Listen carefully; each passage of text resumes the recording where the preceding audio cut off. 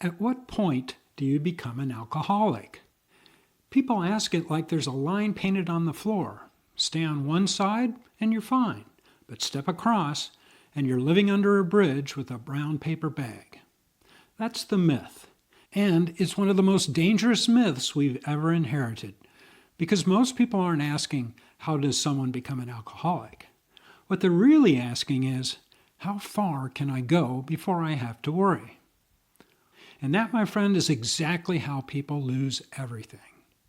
I'm Dr. Donald Crowe. I practiced emergency medicine for 40 years, and I cared for alcoholics every day. Sometimes those patients knew they were alcoholics, and very often they did not.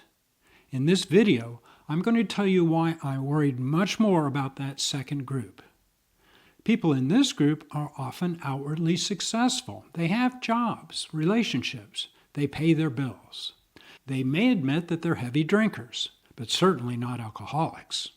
I get it. I was one of them.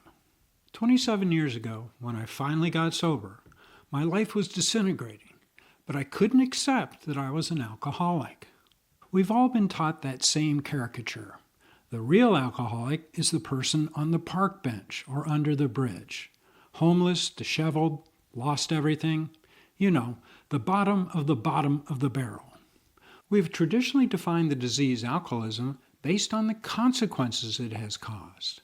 Bad consequences make it easy to apply the label, but few or manageable consequences don't mean that label shouldn't be considered, because alcoholism is not what's happening on the outside. It's about what's happening on the inside.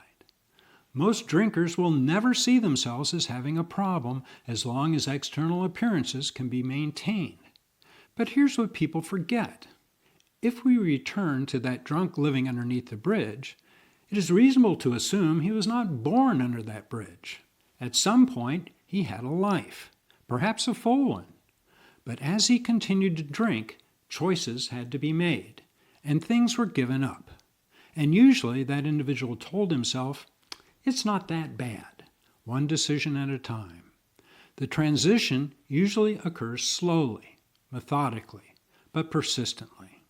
And things never get better so long as drinking continues. So when did this person become an alcoholic? Was it when they lost their house? When the spouse left? When they got fired? When their health crashed? No, the disease was already in motion long before these consequences show up.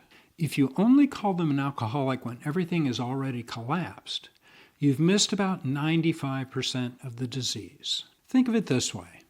A building doesn't collapse the moment you hear the loud crash. It collapses years earlier, quietly, when the structure begins to rot. Alcoholism works that same way. The consequences arrive late to the party, but the disease shows up early. But nobody sees early because early looks like normal life. You don't have to look like the stereotype drunk to be deep in the illness. The absence of consequences does not mean the absence of disease. And this is the part where many drinkers get uncomfortable, because they think the real question is, will I become an alcoholic someday? That's the wrong question. The right question is, if I keep drinking the way I'm drinking now, what do I lose first? Because the inevitable nature of continued drinking is that consequences will develop. Everybody's got a weak link. For some people, it's their marriage. For some, it's their career. For others, it's their health. The demands of continued drinking will cause one of these links to fail eventually. As an example, let's talk about health for a second, since I spent decades seeing firsthand the effects of alcohol on our bodies. And the fact is, alcohol damages every organ system you have. Not some of them, all of them. Liver, heart, pancreas, brain. All are affected, just not at the same rate or to the same degree in a given individual. Alcohol creates this wreckage quietly, but relentlessly. And sadly, most people don't feel any of this. Often, when discussing alcohol with my patients, some might say, well, nothing bad has happened yet.